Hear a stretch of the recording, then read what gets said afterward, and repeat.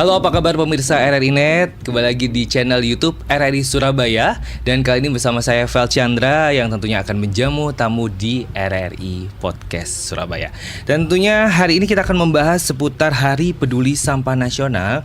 Yang kebetulan tema pada tahun ini adalah kolaborasi untuk Indonesia Bersih.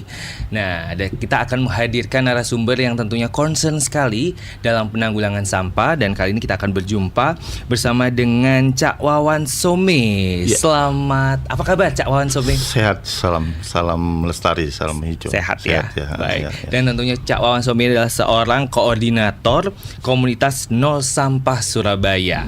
Kalau berbicara tentang komunitas Nol Sampah ya, kita membicarakan tentang nol sampah ini kan sudah bertahun-tahun yang lalu. Dan dampaknya saat ini sampah semakin banyak. Bagaimana sebagai seorang koordinator ya, yang tentunya adalah komunitas nol sampah, kayaknya nolnya kapan nih Cak Wawan gitu ya? Iya. Jadi dulu sejarah berdirinya Nol Sampah itu ketika peringatan pertama hari Peduli Sampah Nasional ini, itu kan peringatan pertama itu tahun 2009 tanggal 21 Februari dan tempatnya di Surabaya. Jadi di balik kota itu pertama kali digelar peringatan Hari Peduli Sampah Nasional yang pertama kali. Nah, saat itu kemudian kami ada beberapa relawan yang memang saat itu ikut terlibat bagaimana mendorong orang-orang yang di acara itu untuk milah sampah. Nah, ini kami sepakat kemudian mendirikan yang namanya komunitas Zero Waste sebenarnya. Zero Waste, Ya, tapi karena saat itu lagi rame-rame untuk tidak pakai bahasa asing, kemudian kami menerjemahkan langsung Nol Sampah Surabaya saat itu. Nah, jadi mulai 21 Februari 2029 kami bergerak bagaimana mendorong orang untuk kemudian berpikiran bagaimana untuk melakukan zero waste. Zero waste ini memang selama ini kan kita kalau bicara tentang pengolahan sampah, itu kita selalu akan ngomong tentang daur ulang pasti ngomong daur ulang. Padahal sebenarnya kalau kita bicara tentang zero waste ada 3 hal kan. Itu adalah pengurangan, reduce dan recycle. Jadi ada 3. Jadi, nah ini seharusnya urutan prioritas. Seharusnya yang dilakukan pertama kita adalah bagaimana ngurangin. Kemudian kalau kita terpaksa ada sampah, berarti kita bisa dipakai ulang nggak ini? Bisa diguna ulang nggak sampah yang kita hasilkan ini? Baru kalau nggak bisa, baru kemudian kita berpikir untuk itu bisa didaur ulang apa nggak, di recycle. Nah ini sebenarnya awalnya itu sebenarnya. Jadi kalau bicara zero waste, nol sampah, berarti memang harus ada tahapan ini. Bukan berarti kemudian bahasanya memang tidak ada sampah sama sekali, tidak bisa. Kami nggak bisa lepas, kehidupan kita sehari-hari pasti tidak akan bisa lepas dari sampah. Nah yang menarik, dari tahun ke tahun ketika jumlah penduduk bertambah, ketika kota ini berubah menjadi lebih maju, maka jumlah sampahnya pasti akan terus bertambah. Karena kan hitungan sampah itu kan per orang. Kalau di kota besar ini kayak Surabaya, satu orang tuh dihitung menghasilkan 0,7 kilogram per jiwa per orang. Berarti semakin bertambah. Nah, yang unik kan Surabaya kalau siang itu penduduknya bisa 5 juta. Tapi kalau malam kan penduduknya berkurang jadi 3 juta. Penduduk aslinya gitu ya? Bisa berkurang lagi. Nah, ini yang jadi masalah sebenarnya. Nah, kalau berbicara dari nol sampah sendiri, dari tahun 2009 ya kan, sedangkan saat ini adalah 2025. Lalu dalam menurunkan dari yang berapa persen menjadi nol, saat ini tuh masih ada di berapa persen sih? Jadi gini, kalau kami bicara tentang apa yang sudah dilakukan nol sampah, kami dari dulu adalah mendorong pengurangan dan guna ulang. Akhirnya kami kemudian mendorong ada kebijakan. Awalnya kami mendorong pemerintah pusat untuk buat kebijakan, tapi agak susah. Kemudian akhirnya kita dorong daerah-daerah untuk buat peraturan bupati atau peraturan wali kota pembatasan misalnya plastik sekali pakai misalnya. Nah, alhamdulillah dari 2009 yang hanya ada di Kota Bandung, saat ini sudah ada sekitar 112 kabupaten kota di Indonesia yang sudah memiliki peraturan pembatasan plastik sekali pakai. Kenapa itu harus dibatasin? Karena memang itu sebenarnya yang menumpuk di TPA adalah plastik sekali pakai, misalnya kayak kresek, kemudian alat makan sekali pakai, kemudian popok dan pembalut, kemudian dari botol-botol atau kemasan-kemasan makanan minuman, itu yang terjadi. Nah, apa yang kami lakukan saat ini kemudian adalah bagaimana kemudian itu kemudian didorong untuk mengurangin. Nah, akhirnya keluarlah kebijakan nasional yang menargetkan bahwa penanganan sampah di Indonesia harus 70%, 30%-nya pengurangan. Dulu pemerintah lebih fokus ke penanganan aja. Bagaimana kemudian sampah dikumpulin dari warga, kemudian dibawa ke TPA atau didaur ulang. Nah, sekarang enggak. Upaya-upaya yang dilakukan oleh pemerintah adalah bagaimana kemudian ngurangin. Itu tadi dengan adanya peraturan pembatasan plastik sekali pakai, dan dampaknya lumayan. Surabaya sekarang misalnya setelah ada perwali pembatasan plastik sekali pakai atau hanya kresek di Surabaya, itu penurunannya bisa 2-5 ton per hari. Lumayan ya. Kreseknya aja. Banjarmasin ternyata lumayan lebih besar lagi karena memang agak masif Banjarmasin penurunannya bisa sampai 60%, 70% bahkan. Yang mulai kelihatan sekarang adalah Bali. Bali punya perbub, punya peraturan gubernur dan punya khusus Denpasar punya peraturan wali kota. Ternyata pemakaian kresek, pemakaian sedotan plastik, pemakaian styrofoam dan kemasan-kemasan di Bali sudah mulai menurun. Dan jadi ini memang bergantung dengan kebijakan pemerintah masing-masing daerah. Pasti kita butuh kebijakan. Nah, tapi akhirnya kemudian ketika daerah-daerah ini punya kebijakan banyak, baru kemudian pemerintah pusat membuat aturan main. Aturan main yaitu Permen LH 75 tahun 2019 yaitu tentang peta jalan. Jadi itu sebenarnya jadi di permen itu disebutkan bahwa sesuai dengan undang-undang pengelolaan sampah itu sebutin bahwa produsen harus bertanggung jawab atas kemasannya. Jadi dia harus menarik kembali kemasannya. Produsen juga harus melakukan upaya-upaya pengurangan sampah. Jadi misalnya sekarang kita lihat misalnya mohon maaf ada beberapa air kemasan misalnya itu kalau dulu kan botolnya dia ada labelnya, terus tutupnya jenis yang berbeda dengan botol. Nah sekarang sudah mulai ada yang jadi labelnya mereknya nempel langsung di botol, jadi tidak nambah, dia ngurangin plastiknya. Terus tutupnya kalau dulu jenis plastik HDPE, sekarang jenis yang sama PET. Jadi kalau mau daur ulang nggak perlu misah, langsung masuk aja ke mesin. Nah ini upaya-upaya yang sudah terus dilakukan oleh berbagai pihak. Nah kami juga mendorong misalnya restoran-restoran mungkin sudah mulai, kalau dulu kan sebenarnya orang kan pakai piring gelas. Nah, tapi belakangan kan sejak COVID mulai kehalalnya plastik. Nah, ini yang meningkat di Surabaya. Nah, kami sekarang lagi mendorong bagaimana kemudian mendorong kembali restoran, kafe itu jangan lagi pakai plastik sekali pakai. Nah, itu upaya-upaya yang kita lakukan sebenarnya. Mungkin juga dengan concern saat ini memang menekan juga bahan berbahaya beracun, berbahaya itu yang saat ini memang sangat digadang-gadang gitu. Bagaimana caranya bisa menekan itu gitu loh. Dan juga nanti ketika efek rumah kaca, lalu dampak-dampak yang terjadi ketika itu tidak ditekan gitu untuk B3-nya. Jadi kalau yang B3 sekarang sudah ada aturan main sendiri. Jadi dia sudah punya PP sendiri, PP 110 tahun 2000, saya lupa tahun berapa. Jadi dia punya peraturan sendiri. Jadi khusus. Jadi dipisahkan dengan sampah. Jadi sebenarnya sekarang antara sampah rumah tangga dengan sampah-sampah B3 ini harus dipisah. Ada di itu ada aturan mainnya sudah dipisah. Tahun berapa ya itu ya? Sekitar tahun 2019 kemarin sudah mulai yang tegas. Kita lihat dari taman-taman gitu sudah mulai memisahkan gitu ya. Sekarang makanya kemarin misalnya saya dapat kabar misalnya sekarang percetakan itu ditanya bekas tinta cetaknya kemana? Karena itu masuk B3. Nah, selama ini ternyata masih banyak yang dibuang di tempat sampah dan gabung dengan limbah rumah tangga, sejenis limbah rumah tangga, dan ini masalah sebenarnya. Nah ini yang sedang mulai didorong sebenarnya. Jadi, nah cuman memang yang belakangan ini yang jadi menarik perhatian kita adalah di sampah makanan. Indonesia itu kan terkenal pembuang makanan terbesar di dunia setelah Arab Saudi. Ya, terus kemudian sampah-sampah makanan kita kan kita bisa lihat, apalagi sejak COVID ini, sampah makanan cenderung meningkat. Surabaya itu dari 1.600 ton per hari, itu 54% adalah sampah makanan. Nah, kalau secara nasional angkanya sekitar 49% sampah makanan. Itu termasuk dalam kategori 3B? Enggak, kalau untuk dia sampah biasa, dan sebenarnya orang agak ngeremehkan karena dia sampahnya bisa didaur ulang katanya, mudah didaur ulang. Tapi padahal kalau kita kemudian menumpuk sampah makanan ini tanpa proses pengolahan, dia akan menghasilkan gas metan. Gas metan ini adalah salah satu gas rumah kaca yang efeknya 21 kali lebih berbahaya dari CO2. Nah, program salah satu yang akan jadi ancaman ke depan adalah program makan bergizi gratis. Nah itu ketika kita sudah mulai menekan, tapi ada program yang justru ini bisa berdampak ya, menambah dampak gitu ya. Tapi sebenarnya ketika itu jadi masalah bisa jadi sebuah berkah. Kenapa?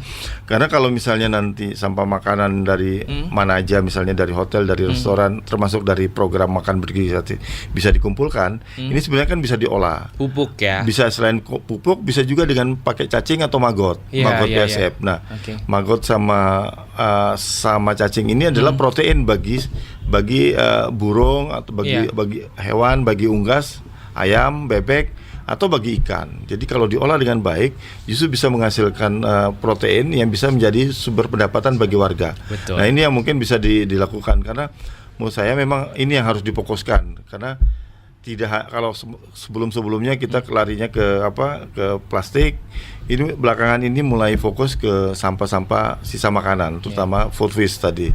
Kemudian yang kalau yang limbah B3 ini sudah mulai terpisah dan sudah mulai ada bidang khusus yang nanganin, dan memang sudah mulai ketat ini. Beberapa perusahaan akan ditanyain limbah B3-nya gimana, nanti ke depan malah bengkel-bengkel gitu ya. Bengkel-bengkel akan ditanyakan bekas lap mesinnya kemana, bekas olinya kemana, karena itu nggak boleh dicampur dengan sampah rumah tangga yang dibuang ke TPA. Baik, ini menarik sekali ya. Memang kalau bisa dikupas lebih dalam lagi, bukan cuma sekedar yang beracun aja. Tadi ada yang sampah makanan juga sangat berdampak gitu. Tapi kita akan bahas kembali tentunya nanti di segmen selanjutnya. Kita juga akan membahas bagaimana membangkitkan kesadaran masyarakat dalam menanggulangi sampah seperti ini. Tentunya untuk pemirsa RRI Net, jangan kemana-mana, Anda masih bisa dengarkan yaitu acara ini atau podcast ini di channel YouTube RRI Surabaya, dan Anda juga bisa mendengarkan melalui RRI Digital, dan juga Anda juga bisa mendengarkan melalui Pro 1 RRI Surabaya. Jangan kemana-mana, tetap di podcast RRI Surabaya. RRI Digital dengan tampilan baru, berbagai konten kolaborasi dari berbagai program nasional, termasuk siaran visual langsung, siaran radio langsung, daftar putar musik, podcast, berita video, dan berbagai fitur interaksi pengguna dalam permainan. Berbagai konten menarik seperti suka, komentar, dan berbagi, serta obrolan langsung dengan penyiar dan pengguna. Pesan langsung dan fasilitas obrolan pribadi antara pengguna aplikasi juga tersedia. RRI Digital tersedia di Google Store dan App Store. RRI Digital.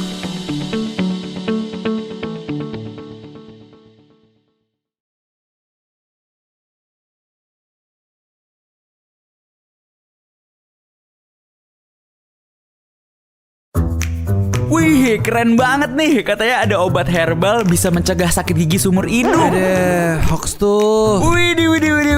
Ini juga keren nih. Ada sumber energi baru PLTH, pembangkit listrik tenaga hampa. Itu juga hoax kali. Lu bacanya apaan sih? Aduh, pantesan portal abal-abal lu baca. Kalau mau baca berita yang lengkap tapi udah verified, mulai dari berita nasional, internasional, olahraga, gaya hidup sampai hiburan, lu cukup klik rri.co.id. Di situ lu juga bisa streaming RRI Digital. Aduh, makanya cek dulu biar gak kegocek di rri.co.id.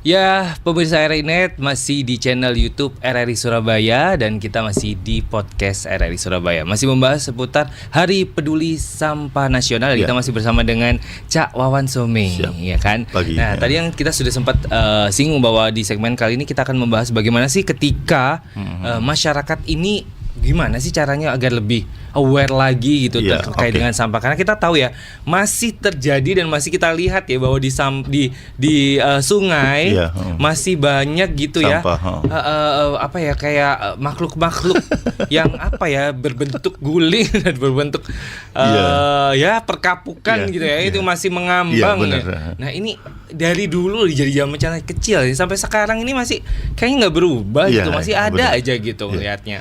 Gimana itu kalau melihat kesadaran masyarakat? Jadi kalau kami ngelihat ada beberapa trik yang kami lakukan biasanya. Juga itu pertama, Kami biasanya kalau ketika sosialisasi ke masyarakat itu selalu nampilin pertama gambar-gambar yang serem. Iya. Gambar serem tentang sampah. Iya. Bagaimana ada ikan yang mati. Kemudian kalau di Surabaya dulu pernah tahun 2012 itu ada jerapah di kebun binatang mati ketika dibedah dalam lambungnya ada 20 sampah. kilo kotoran bercampur sampah plastik misalnya.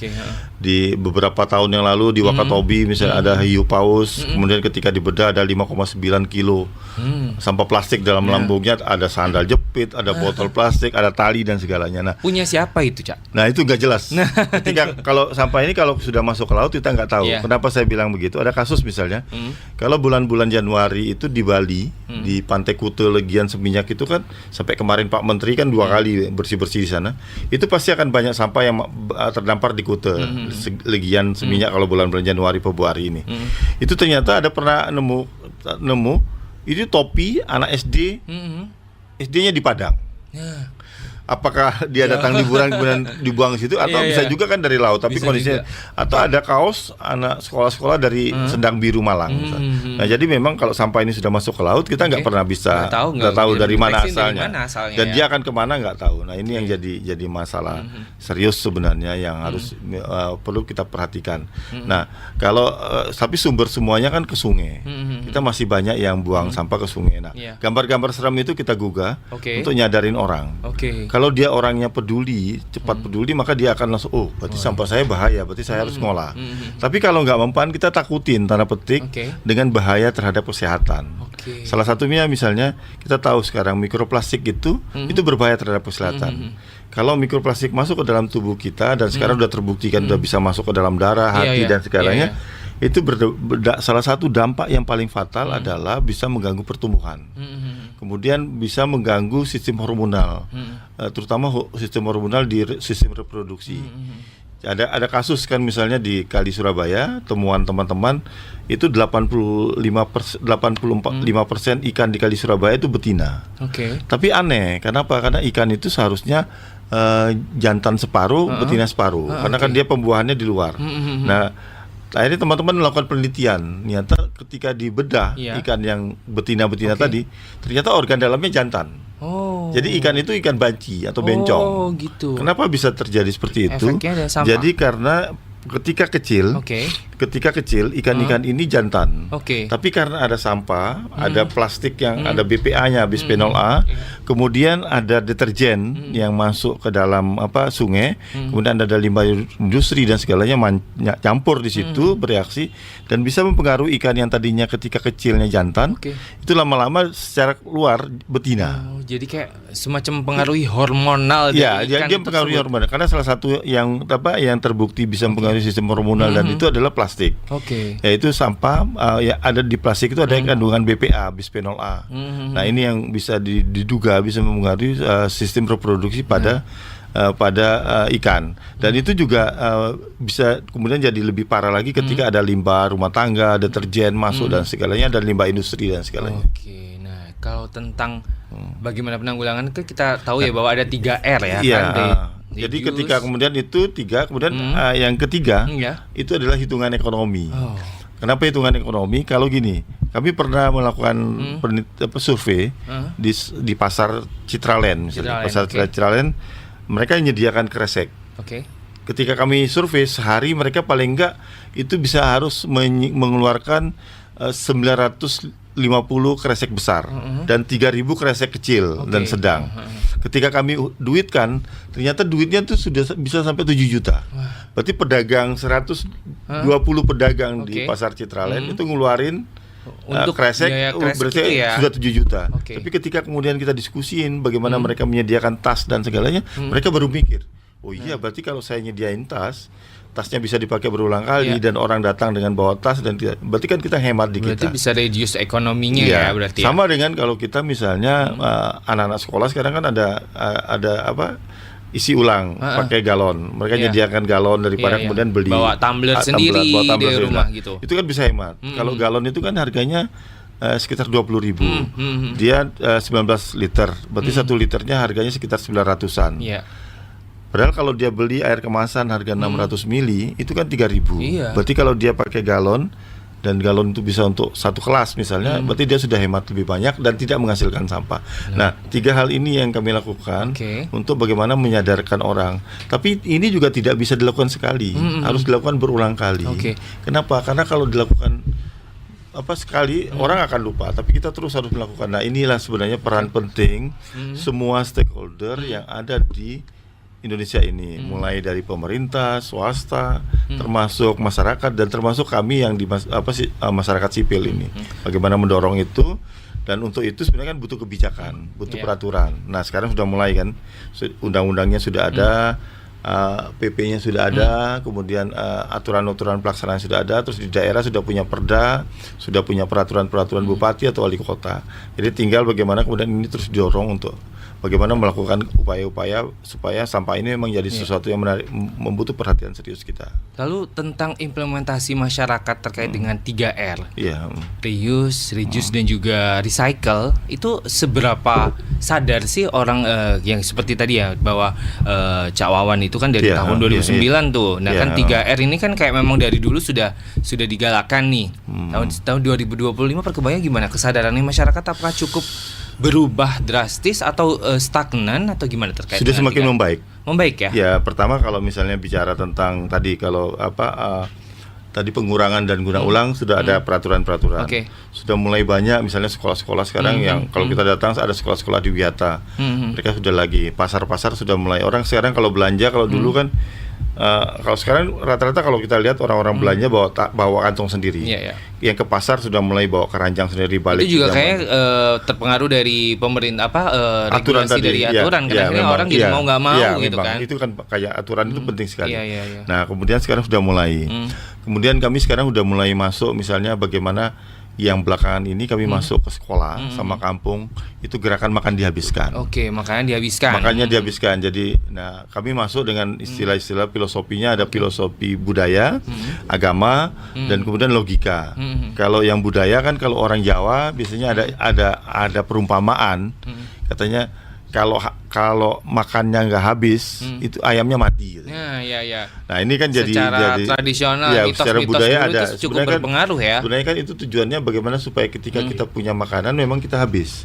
Kemudian yang kedua, kalau di dalil-dalil agama di beberapa hadis nyebutin bahwa kenapa kita diperintahkan untuk menghabiskan nasi yang kita miliki atau kita akan makan, karena bisa jadi berkah dari makanan yang kita makan itu ada pada butiran terakhir. Jadi itu yang harus memang kenapa kita harus habis. Sebenarnya kan bagian dari upaya sebenarnya secara budaya, secara agama memang kita tidak boleh nyisakan makanan. Nah, kemudian logika ketiganya yang dipakai adalah logika. Ada perumpamaan gini, kalau satu orang di Indonesia buang 1 butir nasi, maka 250 juta orang di Indonesia akan buang 3 butir nasi selama sehari, maka ada 750 juta butir nasi. Itu beratnya 15.000 kilo. 15.000 kilo itu cukup makan untuk 150.000 orang. Dan itu pun nggak mungkin kalau cuma 3 doang. Iya, makanya. Nah, ini yang artinya upaya pendekatan ini yang kami masuk. Kami kemarin nyoba itu tes di sekolah-sekolah yang nyoba program makan bersama misalnya, makan bersama gratis. Ternyata memang ketika mereka awal kami tes, cek banyak menyisakan. Tapi ketika guru-gurunya melakukan sosialisasi, ayo makan dihabiskan dengan pendekatan-pendekatan tadi, itu sudah mulai membaik gitu. Berkurang. Awal gitu ya. Nah, sekarang sudah mulai juga di beberapa restoran misalnya sekarang kan sudah menyediakan kotak-kotak. Kami himbau untuk menyediakan kotak, menyediakan sehingga ketika orang menyisakan makanan dia nggak malu untuk membawa pulang. Dan kadang kan kita malu minta kotaknya, minta apanya di sana jadi malu. Nah, sekarang beberapa restoran di Surabaya, terutama di Surabaya Jakarta, mereka udah menyediakan kotak, sehingga kalau kita ada sisa kita bungkus bawa pulang. Ini yang mungkin bisa dilakukan. Nah, kemarin juga itu yang upaya ketika dimakan bergizi gratis tadi, karena misalnya anak-anak karena masih kenyang, sisa makanannya banyak, kemudian dia bisa bawa kotak makan.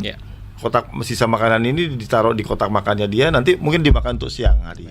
Nah, ini menarik yang terkait dengan upaya-upaya pemerintah yang udah dilakukan sebenarnya dari hal-hal simpel sampai akhirnya kan dengar-dengar nih ada sebuah alat yang sangat modern itu kebetulan di Surabaya juga sudah memulai itu.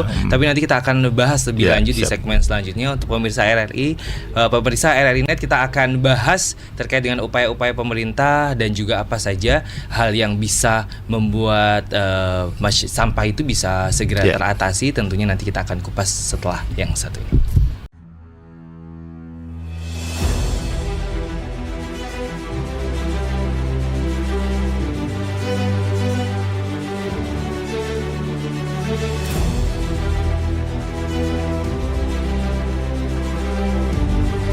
Kami percaya bahwa setiap hasil yang kami ciptakan adalah komitmen dari tanggung jawab kami menjawab aspirasi masyarakat dari berbagai lapisan.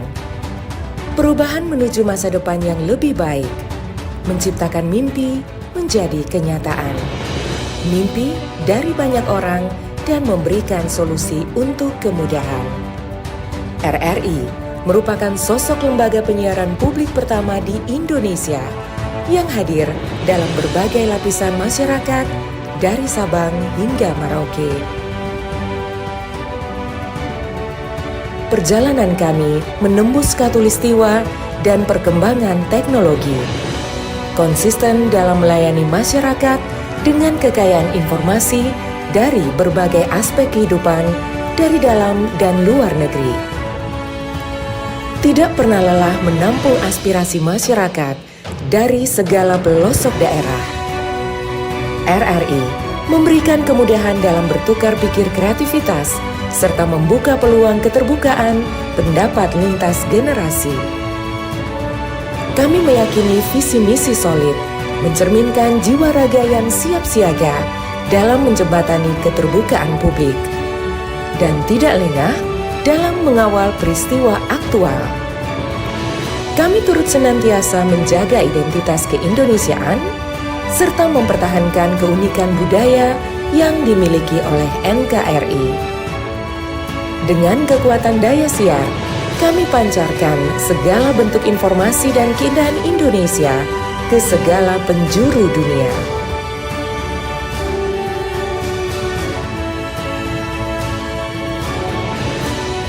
Kami adalah mitra untuk membangun masa depan. Kami terus menatap ke depan untuk berinovasi mengembangkan visi besar demi Indonesia yang lebih baik.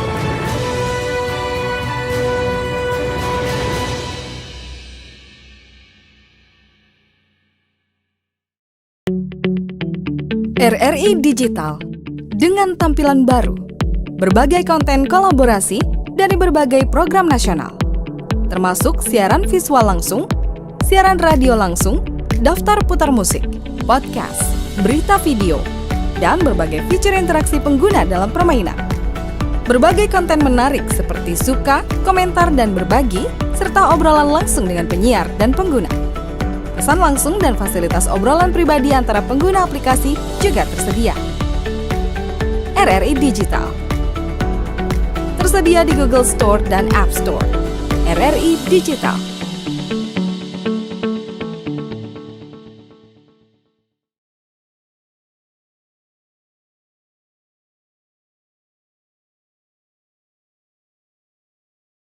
Ya pemirsa RRI Net, tentunya masih bersama kami di channel YouTube RRI Surabaya dan kita masih membahas seputar Hari Peduli Sampah Nasional dan kita masih bersama dengan Cak Wawan tentunya. Dan tadi seperti kita singgung sebelumnya bahwa ada pengolahan sampah di mana pemerintah-pemerintah sudah mulai memikirkan ke sana. Bahkan Surabaya juga sudah punya satu alat yang ini dibilang canggih dan baru ada di Surabaya.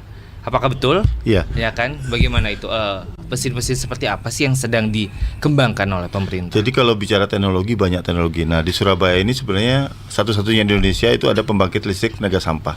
Jadi sampah masuk ke situ, kemudian diolah dengan model gasifikasi, nanti dipanaskan, kemudian panasnya ini akan menjadi tenaga listrik. Ya, untuk gerakin uap air dan uap air ini akan gerakan generator. Sehari sampah di Surabaya itu 1.700 ton. 1.000 tonnya itu dipakai untuk pembangkit listrik tenaga sampah. Tapi mahal. 1 tonnya. Apa yang membuat mahal? Memang teknologinya kan mahal. Selain investasinya mahal, pengolahannya juga mahal. Kalau pengolahan sampah pakai pembangkit listrik tenaga sampah ini butuh duit 500.000 per ton. Berarti bisa dibayangin. Berapa 1.000 ton kali 500.000, berarti bisa dibayangin jumlah. Tapi worth it nggak dengan apa yang dihasilkan itu, Cak? Listrik yang dihasilkan bisa dijual ke PLN. Cuman kan memang harganya tidak akan bisa bagi PLN tidak bisa, itu jauh lebih mahal dibandingin kalau dia pakai batu bara atau biomasa. Jadi memang ini jadi masalah serius sebenarnya, dilema yang serius sebenarnya. Tapi Surabaya akhirnya bisa jalan karena ada juga subsidi dari APBN. Jadi APBN pusat mensubsidi 1.000 ton per hari tadi. Nah itu yang bisa dilakukan di Surabaya. Pengolahan sampahnya itu pengolahan sampah di TPA yang terakhir, titik terakhir. Tapi kemudian ada pengolahan lain yang bisa dilakukan di skala rumah tangga atau di kampung. Itu yang mungkin bisa dilakukan di Surabaya. Ya. Oke, begitu ya. Baik, kita juga akan mengajak untuk para pemirsa RRI.net untuk bergabung jika ada pertanyaan melalui Instagram. Tentunya kita akan cek ya apakah ada pertanyaan. Baik, ini dari yang bergabung. Kali ini ada dari Hardi. Ya, pertanyaannya adalah bagaimana sih cara mengolah sampah yang mudah? Ya, oke. Cara mengolah sampah yang mudah. Oke. Jadi sebenarnya kalau bicara pengolahan sampah itu tidak semata-mata daur ulang tadi. 3R tadi kan. Pengurangan, guna ulang, kemudian daur ulang. Nah, pengurangan ini tadi kita kalau kemana-mana kita bawa tas, bawa tumbler itu sudah ngurangin. Kemudian guna ulang apa? Kalau kita makan, usahakan jangan lagi makan di restoran yang pakai alat makan sekali pakai, tapi pakai piring yang kaca yang bisa dicuci, bisa dipakai lagi sebenarnya. Nah itu kan sudah upaya-upaya kita pengurangan. Kemudian baru kita bicara pengolahan. Nah pengolahan itu bisa tadi. Kalau di Surabaya sudah ada pembangkit listrik tenaga sampah, maka sebenarnya ada upaya lagi. Itu kan pengolahan ini di TPA. Tapi ada juga pengolahan yang di tingkat sumber, misalnya di rumah tangga. Misalnya kalau sekarang di Surabaya itu kan di setiap rumah misalnya dia punya komposter, dia bisa kompos bag. Terus ada bank sampah misalnya, dia ngumpulin sampah kemudian diolah di situ. Di skala kampung misalnya, di skala lingkungan.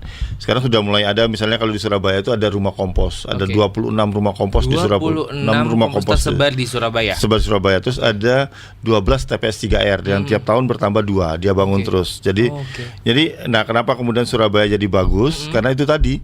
Jadi pengolahannya tidak hanya semata-mata tergantung di TPA. Tapi dia ada upaya-upaya pengurangan misalnya dengan tadi kebijakan misalnya ada perwali, pembatasan plastik sekali pakai. Kemudian di rumah-rumah tangga di Surabaya sekarang kan tingkat kesadarannya cukup tinggi. Mereka ngolah sampah. Mereka ngurangin sampah. Kemudian mereka juga punya bank-bank sampah di tiap RT RW di Surabaya. Kemudian di kampung-kampung di Surabaya sekarang ada misalnya biopori, ada kompos bag, ada pengolahan pakai komposter dan segalanya. Kemudian di skala kampung yang lebih luas satu kelurahan, Surabaya punya rumah kompos tadi, punya TPS 3R. Jadi ketika sampah-sampah ini diolah di rumah tangga, di sumber maupun di kampung lingkungan, maka jumlah yang masuk TPA juga jauh berkurang. Surabaya seharusnya sampah yang masuk ke TPA lebih dari 2.500 ton. Tapi faktanya yang masuk ke TPA di Surabaya hanya ada 1.700 ton. 1.000 ton diolah di pembangkit listrik tenaga sampah. 600 sampai 700 tonnya di landfill di TPA. Bahkan begini, ketika beberapa kali ketemu dengan komunitas ya termasuk yang memang mengembangkan maggot, justru mereka anehnya nih ketika banyak orang mengatakan bahwa ini kita banyak banget nih sampah yang dibuang gitu. Tapi beberapa komunitas yang sudah bertemu dengan Chandra, mereka mengatakan bahwa justru kita nih kekurangan sampah gitu. Misal untuk untuk mengembangbiakan maggot tersebut gitu. Ini fenomena yang seperti apa ini? Jadi sebenarnya benar. Jadi kenapa kemudian padahal 54% sampah kita adalah makanan. Tapi kenapa kemudian teman-teman yang mengolah sampah pakai maggot justru kekurangan sampah? Karena tidak ada pemilihan dari rumah tangga. Nah ini masih nyampur. Kalau dia sudah campur agak susah. Nah ini yang kami kemudian sekarang lagi mendorong bagaimana kampung-kampung ini milah sampah. Kami misalnya di Margorejo, kemudian di Sambi Kerep, Surabaya itu kami kasih kotak-kotak makan, kotak-kotak bekas es krim, bekas toples dan segalanya ditaruh di rumah. Jadi kalau mereka punya sampah makanan ditaruh di situ. Kemudian nanti setelah setiap hari sampah-sampah itu kemudian dikumpulin di satu titik, di satu RW, satu RT misalnya. Nah, di situ mereka ngolah sampah pakai maggot. Nah, makanya ini yang penting. Kenapa? Sekali lagi kalau kita bicara tentang pengolahan sampah, maka kata kuncinya juga adalah pemilahan dari sumber. Nah, itu. Sama dengan kalau misalnya kalau kertas atau plastik, kalau kita tidak pilah dari sumber, dia akan kena sampah makanan basah, maka nilai jualnya akan lebih rendah. Ketika dia kotor, plastik juga akan nilai jualnya rendah.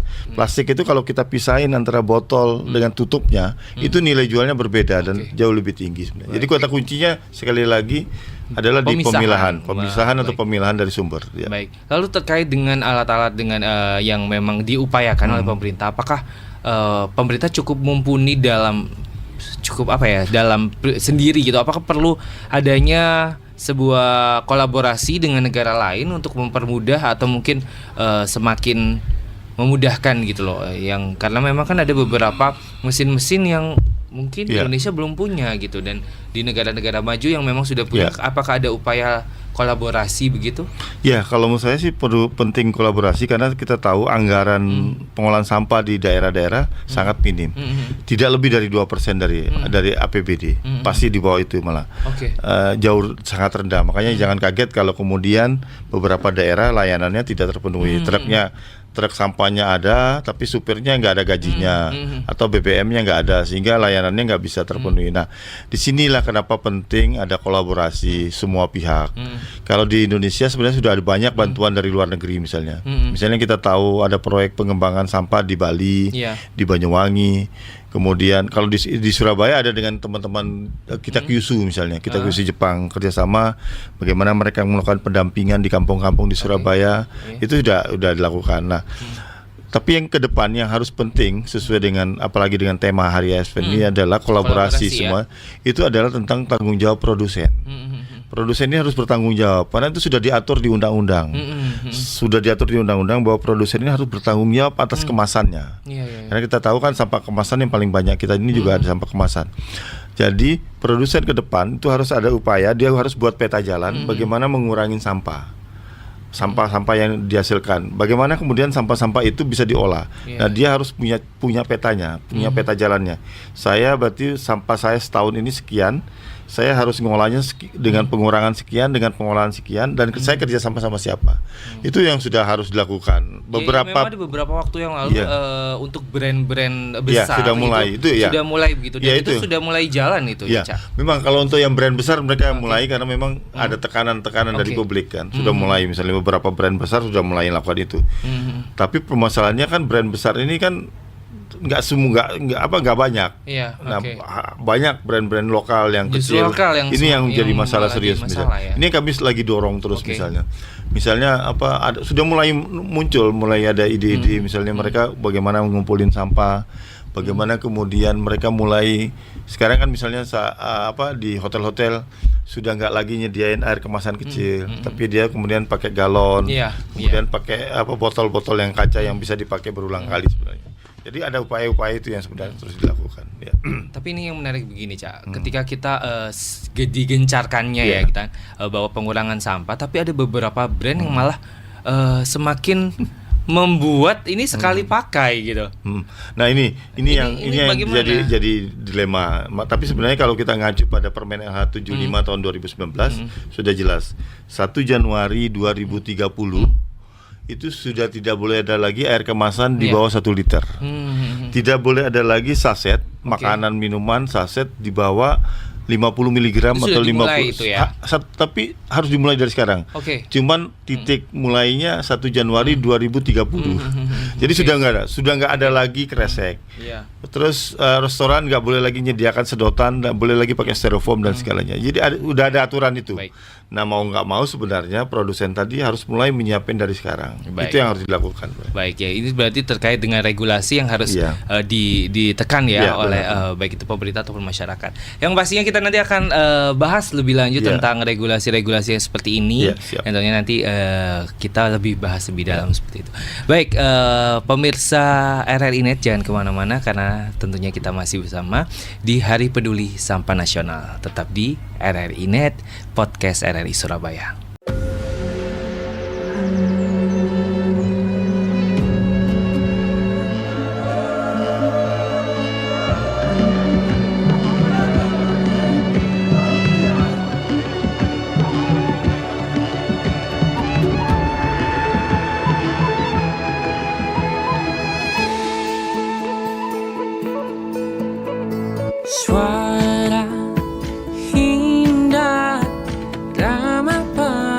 cinta,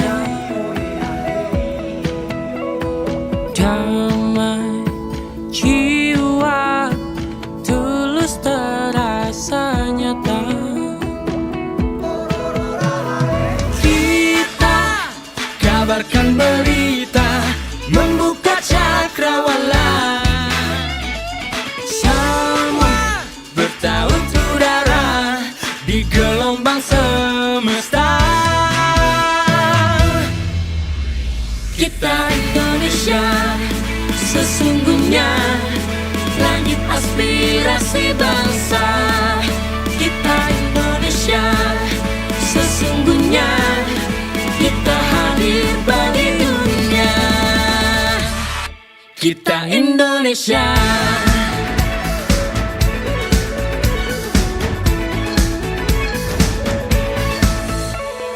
Gaya budaya alam katulistiwa, kita kabarkan berita, membuka cakrawala, semua bertaut udara di gelombang semesta. Kita Indonesia, sesungguhnya langit aspirasi bangsa.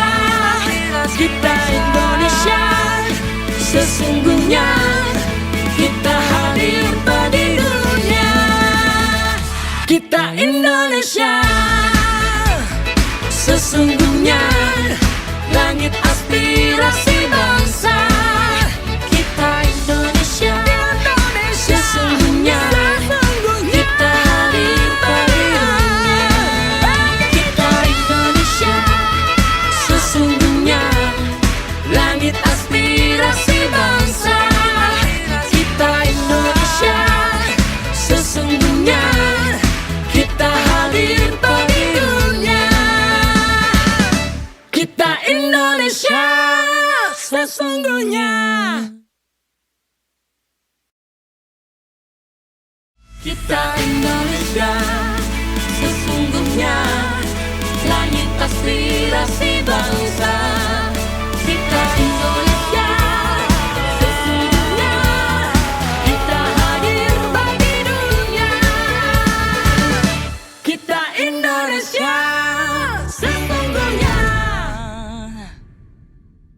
Ya pemirsa, kembali lagi di podcast RRI Surabaya. Pemirsa RRI ini tetap dengarkan podcast kami, dan kita masih membahas seputar Hari Peduli Sampah Nasional. Dan tentunya masih bersama dengan Cak Wawan Some ya.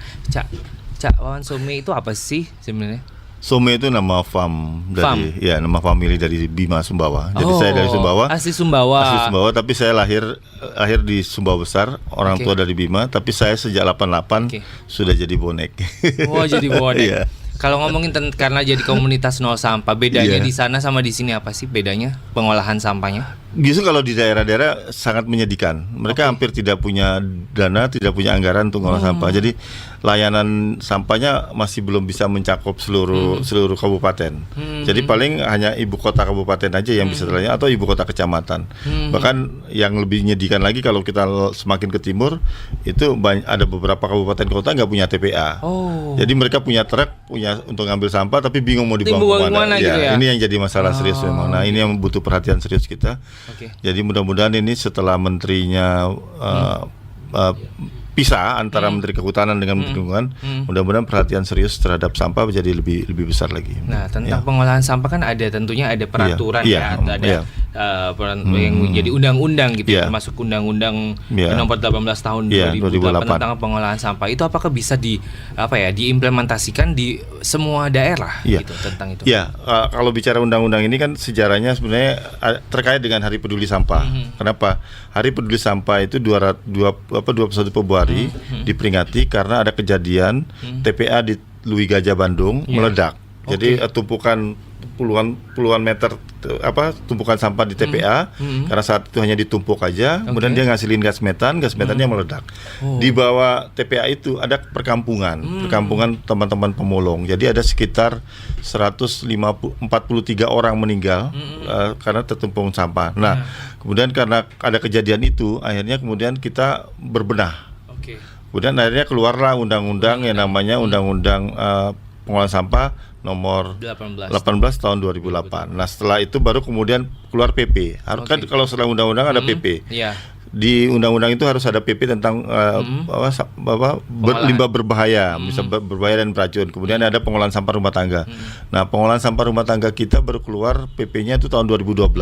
PP 81 2012. Kenapa prosesnya lama? Ini seharusnya 2008 keluar, 2009 sudah keluar. Tapi kenapa lama? Ini karena sejarahnya ada satu pasal yang terus ditahan saat itu, yaitu tentang tanggung jawab produsen tadi. Jadi kalau di PP 81 2012 itu tegas nyebutin bahwa produsen harus bertanggung jawab atas kemasannya. Produsen harus menarik kembali kemasannya. Tegas sekali PP itu. Kemudian baru di bawahnya itu baru keluar Permen LH. Nah, di daerah itu hampir semua daerah di Indonesia sekarang sudah punya namanya Perda Pengolahan Sampah. Kemudian rata-rata mereka juga sudah mulai ada yang namanya peraturan pelaksananya, itu misalnya peraturan bupati atau peraturan wali kota. Jadi secara struktur, secara kelembagaan maupun secara undang-undang sebenarnya sudah jelas, sebenarnya sudah ada. Nah, sekarang tinggal bagaimana keseriusan pemerintah undangan itu aja. Keseriusan. Iya. Oke, kita akan kembali lagi membaca baik itu dari DM Instagram atau dari WA yang tentunya yang sudah menyaksikan podcast kita ini. Kali ini, ini ada dari Dinda. Nah, katanya gini pertanyaannya. Bagaimana peran CSR perusahaan dalam penanggulangan sampah? Iya, sekarang udah mulai banyak. Nah, kalau kita bicara tadi ada kita harus bedain. Kalau yang namanya tanggung jawab produsen terhadap kemasan itu adalah IPR, jelas. Kemudian kalau CSR berbeda lagi. Memang itu kewajiban setelah ada Kepres dan segalanya aturannya jelas. Sekarang sudah mulai banyak perusahaan yang melakukan itu CSR di beberapa. Misalnya yang paling kelihatan misalnya di Surabaya misalnya. Kita lihat truk-truk sampah di Surabaya itu kan banyak label-label perusahaan. Itu sebenarnya yang bantu implementasi CSR itu ya, program itu. Di Gresik misalnya. Sekarang mulai banyak rumah-rumah kompos TPS 3R yang dibangun di daerah sekitar Manyar. Jadi industri-industri di Manyar itu sudah mulai mengajak masyarakat sekitarnya untuk mengolah sampah. Tapi kemudian sampah-sampah rumah tangganya mereka, sejenis sampah rumah tangga dari kegiatan kantor dan segalanya itu diolah di TPS-TPS. Jadi ini sudah mulai banyak CSR-CSR-nya, dan menurut saya sesuai dengan tema tema hari peringatan peduli sampah nasional tahun ini, yaitu kolaborasi. Berarti memang di sinilah peran teman-teman dari swasta untuk bagaimana melakukan upaya untuk pengolahan sampah itu. Memang ini diharapkan bisa kolaborasi semua ini begitu ya, baik itu produsen, pemerintah, masyarakat itu semuanya berkolaborasi harus gitu dalam rangka penanggulangan sampah ini ya. Dan secara undang-undang kan memang sudah jelas bahwa sampah ini bukan tanggung jawab pemerintah, tapi tanggung jawab semua pihak.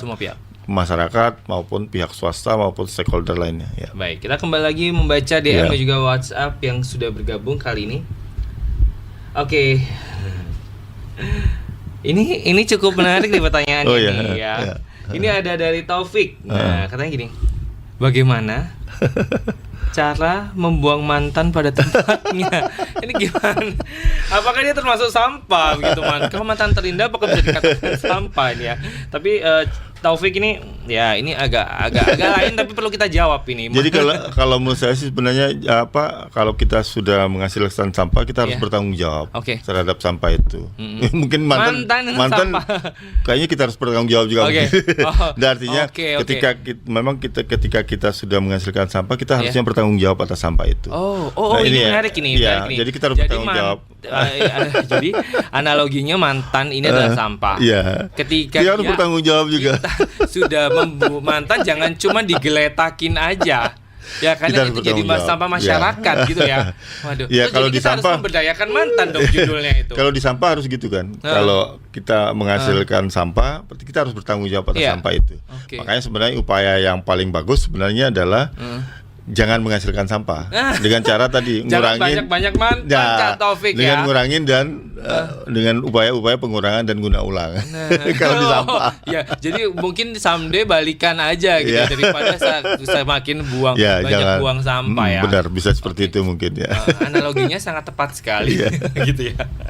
Baik, karena ini ada di segmen terakhir tentunya apa yang sudah kita perbincangkan tentang Hari Peduli Sampah Nasional ini kan menjadi kolaborasi, menjadi sebuah momentum untuk kolaborasi semua lini, baik itu dari perusahaan, masyarakat, pemerintah, semuanya. Baik, mungkin sebagai kesimpulan dari perbincangan kita, Cak Wawan, silakan disampaikan. Jadi kalau menurut saya satu contoh kolaborasi yang baik antara semua lini itu di Surabaya. Bagaimana partisipasi masyarakat jalan, kemudian ada banyak fasilitas-fasilitas pengolahan sampah di Surabaya yang dibangun dengan dukungan dari pihak swasta. Pemerintah juga mengeluarkan anggaran, kemudian mengeluarkan kebijakan. Ini sudah jalan kolaborasi ini.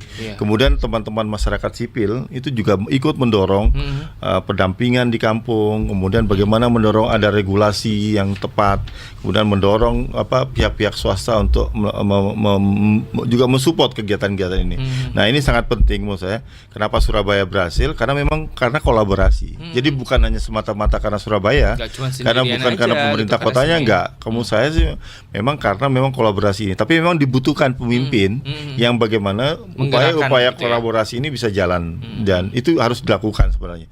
Jadi sangat tepat kalau misalnya tema tahun ini tentang itu, bahwa kolaborasi semua pihak harus dilakukan untuk Indonesia bersih. Itu harus dilakukan. Surabaya bisa menjadi contoh untuk itu. Dan terakhir mungkin saya cuma menitip pesan satu, bahwa sebenarnya upaya pengolahan sampah itu tidak semata-mata daur ulang, tapi upaya pengurangan dan guna ulang adalah satu solusi. Dengan keterbatasan sumber daya kita adalah bagaimana kita kemudian tidak menghasilkan sampah atau semakin sedikit menghasilkan sampah. Itu yang paling penting. Karena kalau kita mengandalkan daur ulang atau pengolahan, itu akan butuh biaya, butuh sumber daya yang cukup besar dan sebagainya. Ya, makasih. Baik, terima kasih Cak Wawan Somi sudah hadir tentunya ya. Dan mungkin sebagai kan selagi musim nih, kata-kata Jong Pak Wawan, kata-kata tentang sampah. Ya, itu tadi yang terakhir yang saya bilang tadi. Kalau kita bicara sampah, pengolahan sampah, katanya hanya satu, hanya dua kata, yaitu pengurangan dan guna ulang. Pengurangan dan guna ulang. Baru kemudian mikir daur ulang. Baik, terima kasih. Tepuk tangan dulu dong. Terima kasih Cak Wawan Somi sudah hadir di podcast RRI Surabaya. Tentunya peran dari Cak Wawan selaku koordinator Nol Sampah ini ya, semoga terus berjalan. Kira-kira sampai tahun berapa Pak? Jadi semaksimal mungkin ya. Sepanjang umur mungkin. Baik, mudah-mudahan. Karena memang hidupnya sudah untuk di pengolahan sampah. Baik, terima kasih sudah hadir di studio podcast RRI Surabaya. Baik pemirsa RRI Net, itu tadilah perbincangan kita bersama dengan Cak Wawan Somi, tentunya selaku koordinator komunitas Nol Sampah. Dan tentunya kita bisa berjumpa lagi di lain kesempatan dengan topik yang berbeda. Dan tentunya kita sebagai manusia, silahkan, kita harus bisa menanggulangi sampah. Kita butuh kolaborasi, tentunya kolaborasi untuk bisa mengelola sampah dengan baik. Baik, dan jangan lupa terus lihat ya, saksikan YouTube channel RRI Surabaya dan juga RRI Net tentunya, dan tentunya jangan lupa untuk dengarkan juga melalui RRI Digital dan juga di Pro 1 RRI Surabaya 99,2 FM. Saya Fel Chandra pamit undur diri, sampai jumpa di lain kesempatan dan sampai jumpa.